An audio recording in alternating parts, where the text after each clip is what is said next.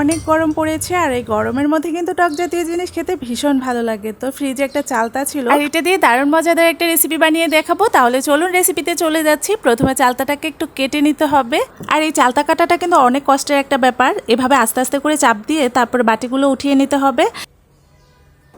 আগে একেবারে পারতাম না, এখন অনেকটা শিখে গিয়েছি। এই তো এখন টুকরা টুকরা করে সুন্দর করে কেটে নেব। আর চালতার যে কোনো টক চাটনি বা আচার আমার কাছে ভীষণ ভালো লাগে অন্যান্য টকের থেকে। এক একজনের মুখের রুচি এক এক রকম হতে পারে, যাই হোক। তো এভাবে কেটে টুটে তারপরে আমি ধুয়ে পরিষ্কার করে নিয়েছি আর একটু কিছুক্ষণ লবণ জলে ভিজিয়ে রেখেছি, এতে করে কষটা চলে যাবে। আর বলাই হয়নি, আজকে আমি যে রেসিপিটা বানাচ্ছি সেটা হচ্ছে চালতার টক। আর এই চালতার টকটা কি মুখে রুচিও আসে গরমের দিনে, আর হচ্ছে দেখা গেছে যে শরীরের যে কষা ভাবটা থাকে ওইটাও কেটে যায়। তো এই তো টুকরা টুকরা করা চালতাগুলোকে আমি মিক্সচারে দিয়ে দিচ্ছি আর মিক্সচারে দিলে খুব ভালোভাবে হয়ে যায়। এখানে আর ছেঁচাছেঁচি করার দরকার নেই, সাথে একটু সামান্য জল দিয়ে দিতে হবে, তাহলে খুব ভালোভাবে হয়ে যাবে মিক্সচারটা।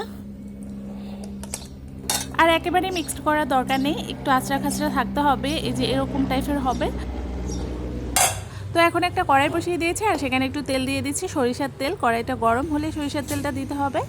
তো এরপরে যেটা করব সেটা হচ্ছে কিছু সরিষা, কালো সরিষা দিয়ে দিচ্ছি, এতে ঝাঁঝালো ভাবটা হবে। আর কয়েকটা শুকনো মরিচ দিয়ে দিচ্ছি। এরপর যখন গরম হয়ে আসবে তখন একটা হাতা দিয়ে এভাবে চেপে আমি এগুলো ভেঙে দিচ্ছি, তাহলে কি আর ফুটবেও না আর ঝাঁঝালো ভাবটাও ভালো থাকবে। এখন চালতাগুলো দিয়ে দেব। চালতাগুলো দিয়ে কিছুক্ষণ নাড়াচাড়া করব, সাথে একটু লবণ আর হচ্ছে একটু মরিচ দিয়ে দেবো আর হলুদ দিয়ে দেবো।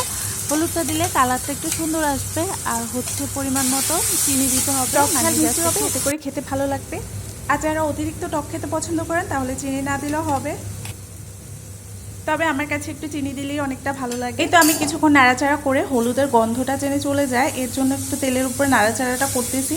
এখন হয়ে গেছে, এখন আমি পরিমাণ মতন একটু জল দিয়ে দেব। আর এই রান্নাটা হবে একটু ঝোল ঝোল টাইপের, কারণ যেহেতু চালতার টকটা একটু ঝোল টাইপের হয়। আর যেহেতু চাটনি না, চাটনি টাইপের হলে তাহলে একদম ঘন করে ফেলতাম।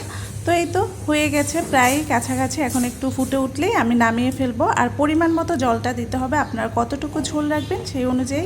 তো রেসিপিটা কেমন লেগেছে অবশ্যই জানাবেন। আর যারা নতুন দেখছেন আমার ভিডিওগুলো তারা ফলো দিয়ে পাশে থাকবেন আর রেসিপিটা অবশ্যই ট্রাই করবেন। আশা করি ভীষণ ভালো লাগবে আপনাদের কাছে, আমার কাছে তো ভীষণই ভালো লাগে, আমি তো সবটাই খেয়ে ফেলি।